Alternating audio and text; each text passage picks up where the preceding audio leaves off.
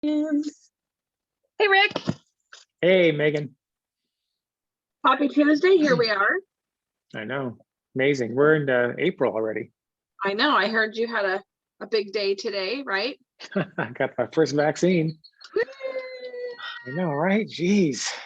Yeah, I I think imagine like what it must be like to be the people that are administering the vaccines. Like that's got to feel like pretty good, you know?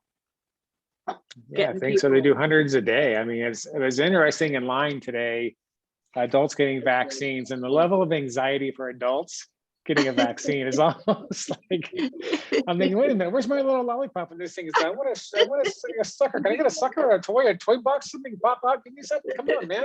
I got a Band-Aid in my arm. Did you get a Snoopy sticker or a Snoopy? I know. Or a little sticker or something, or a lollipop or something. Come on, man. You got a needle stuck on me. Oh, anyway. Poor guy. Well, good. The guys are the worst. That is wonderful news. Good. Yeah. I'm glad. Yeah. Once that's almost, I think next one, I think is in 3 weeks. And then I think after that, 2 more weeks and I'm vaccinated. Wow. So sweet freedom. I know you've been very careful and you have family in the medical field. And so you've heard a lot of stories and in just a few weeks, you'll have made it through. I know, right? Congratulations. I know. Then I can leave the house. I know, exactly. I know you haven't. Go have a drink. I know.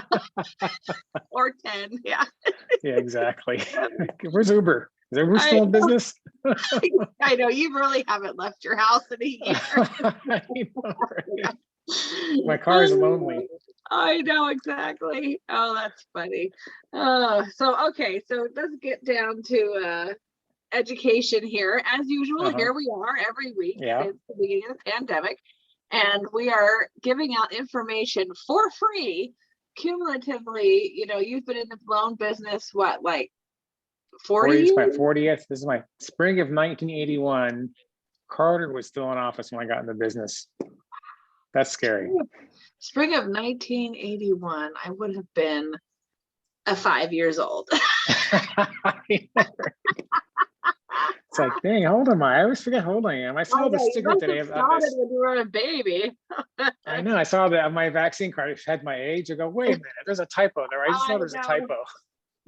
So with you, with 40 years, and with me, with 22 years, we have cumulatively 62 years worth of information that we're sharing with our audience because we want everyone to have the best experience that they can and be as educated as possible when they're going to buy or sell a home, because there's a lot of things that go wrong. There's a lot of things that can go right, and we'll break it down for you. So every week we have a different topic, and this week I always try to pick topics that are timely, right? And it's been very common for offers because of the condition of the market right now, which is this many houses for sale and this many buyers and super low interest rates. Even though they've gone up, they're still super duper low. Really good. There's a lot of competition. So when a buyer writes an offer for a house, they are trying to make it as attractive as possible. And sometimes it's not just the price. There's other things that people can do to make their offer attractive. And one thing people should know is that, you know, when you write an offer, you have to, when it's accepted within 3 business days, you have to wire. We don't really take personal checks anymore. Wire your deposit to escrow. And the deposit is typically 1 to 3% of the purchase price is normally what it is. When you get into the big high dollar stuff, you know, they just throw like big giant lump chunks of change on there. But it's typically 1 to 3%.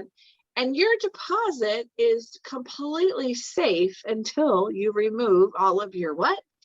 Contingencies. That's it. Yeah, that's the big term. That's the big term. So there's a lot of contingencies, and I know that you only hear really about like 2 of them, but there's actually quite a few. There's Right. reviewing the disclosures. That's a contingency. So once an Mhm. offer gets accepted, the seller's got 7 days to get the buyer all of the disclosures.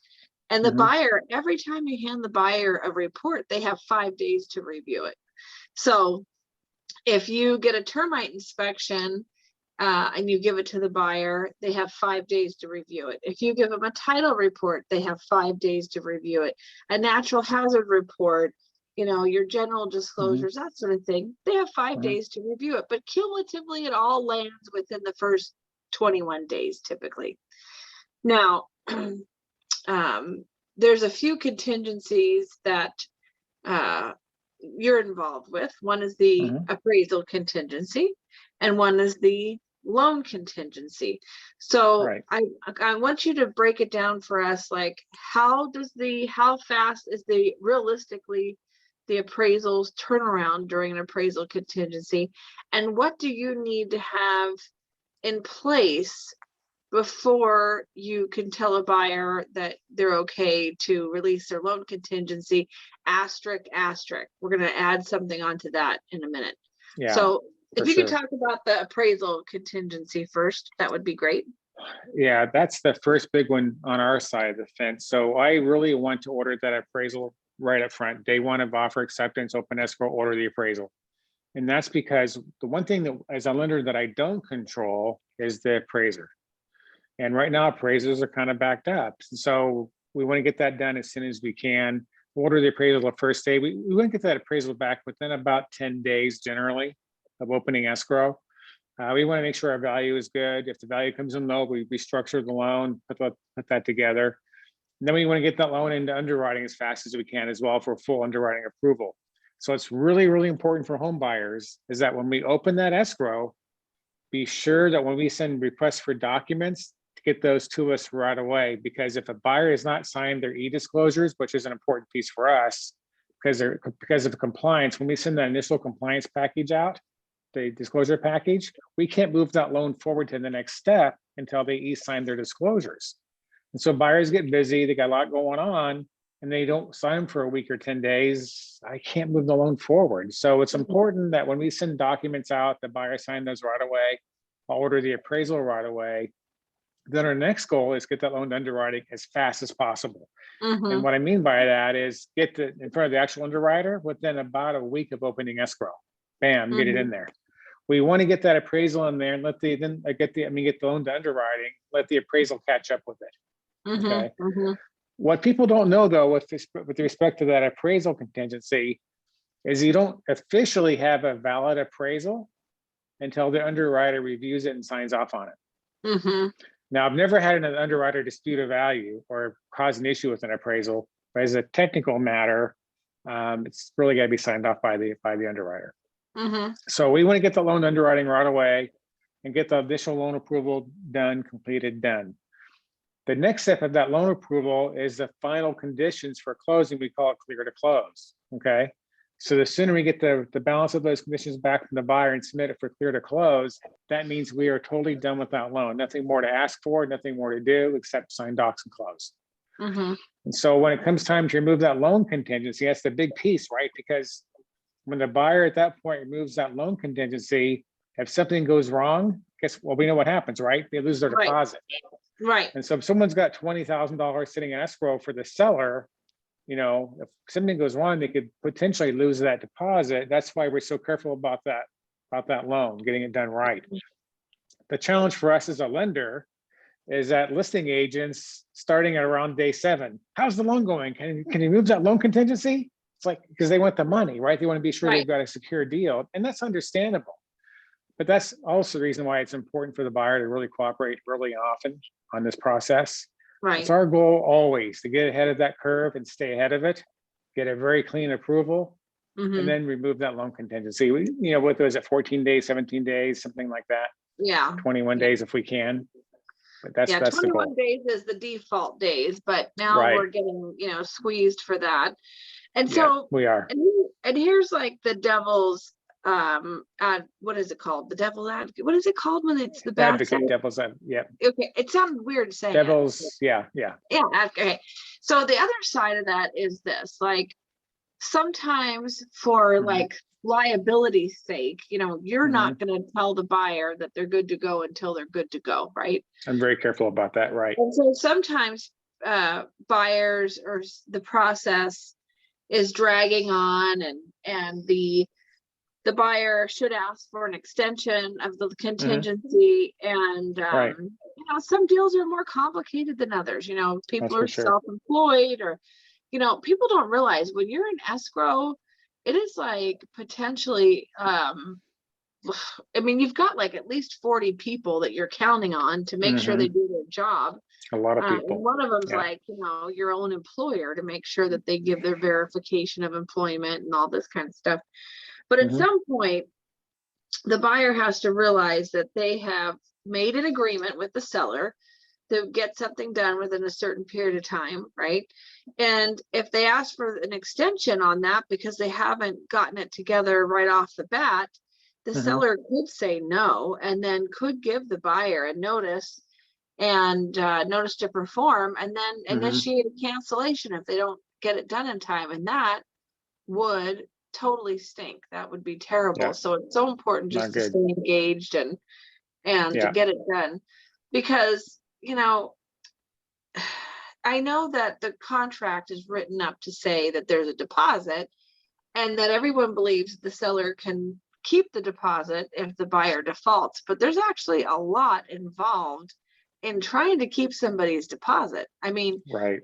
you have to sign off on it all over again. I mean, in the 22 years that I've been selling houses, guess how many deposits I've kept? 0, Just one. 1. Just one. And it was back in the bank repo days.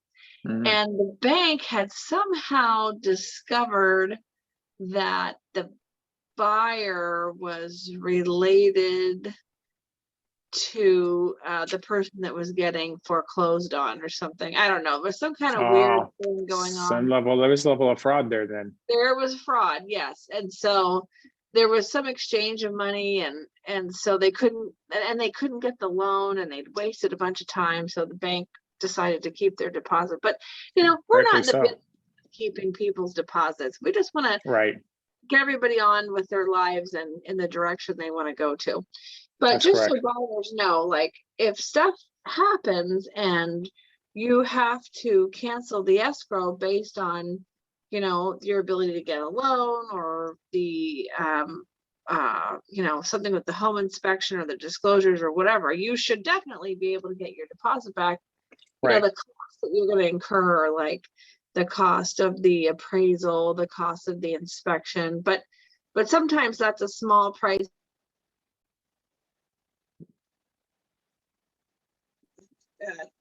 Can you hear me okay? It's a Yeah. call.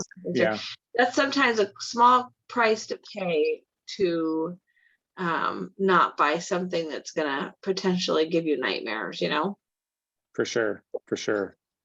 Well, the goal, So- of course, is always to get ahead of that curve and do all the right things. right, exactly. Well, Yeah. good. Well, can you think of anything else you'd like to add to the contingency talk? No, I think it's pretty much covered it. I mean, the goal is to move quickly and to be fully engaged, as you said, to not waste time on items and then get it done early. We don't want to, one thing we don't want to do is we don't want to be in a position where the listing agent's calling us to move the contingencies and the buyer's not been performing, right? Yes. We don't want to be in that place. So No. we're going to do, we have as you know, we have a very good team. We both have very good teams that work really, really well together to move these files forward. So once we get those loans in escrow, or this buyers in escrow, we're going to do a very good job of doing all the right things to make that work. I love it. Perfect. Well, good. Well, thanks, Rick, for the talk today, and Thank have a good you. rest of your day. All right, Megan, thanks. See you later.